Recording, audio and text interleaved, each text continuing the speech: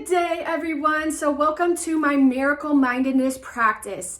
And I just want to briefly go over the guidelines. And if you have any other questions, I will have it in the description box. Otherwise, you can always contact me. And I just want 5 minutes of your time. I ask for you to be fully engaged in the focus point that I give you. And if something resonates with you, please tag and share me. You can always like, comment as well, and subscribe. All right, so today is a word, and the word is minded. You can say mindfulness too. In the video prior, I explained why I prefer to use minded, and I say it as be minded. And I'll give you a few different examples that you can use it. If you're competing in a sport, whether it's, any sport, if you're going to give a presentation, if you are, going through rehearsal and gearing up for like theater or music or playing an instrument or singing, the list can go on and on and on and on, or dance recital, whatever it may be, okay? So when there's a lot of pressure, for example, just because of my background in tennis, you have match point and you're about to serve and you double fault. Or, if you're playing basketball and you're at the free throw line and the game is actually depending on you, you have the winning shot and you miss.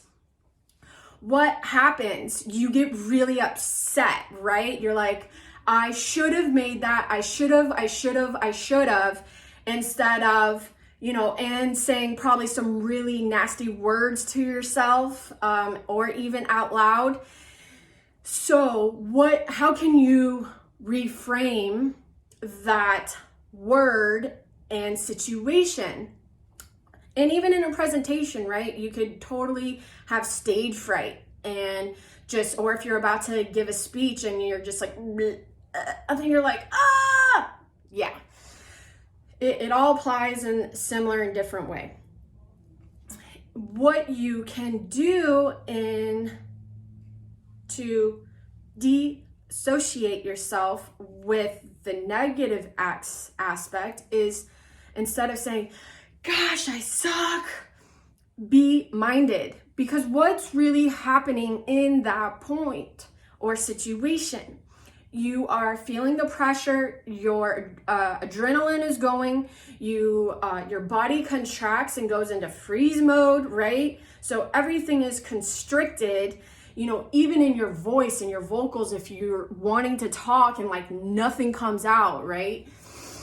And allowing yourself, instead of going into panic mode, to create a certain routine and program of, when you get in that situation, talking to yourself prior and in the moment and after the moment. And what I use is saying, when I mess up, be minded, because sometimes we're just easily distracted or the pressure is really high. So if you're even engaging with people and you're at work, it can also be used as that. Or if you're in the computer and you have all these little details and you mess up and it's actually, whether it's big or small, it doesn't matter. You still may really get upset with yourself, especially for all those perfectionists out there.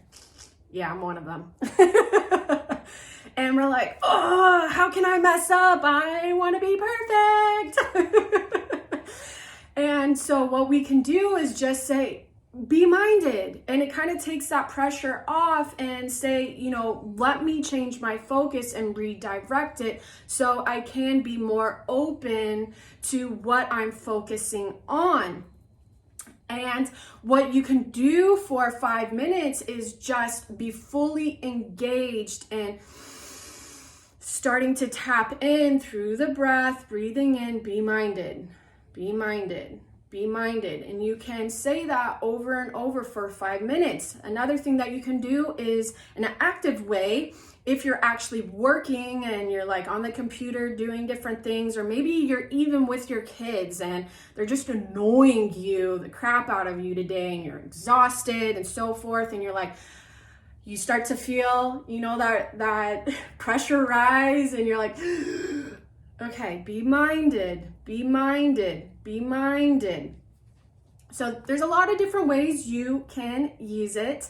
If this resonates with you, please like, comment, share, and of course, please tag me. Here are my information for YouTube, Facebook, and Instagram. All right, so enjoy the moment and have a grateful day. Much love.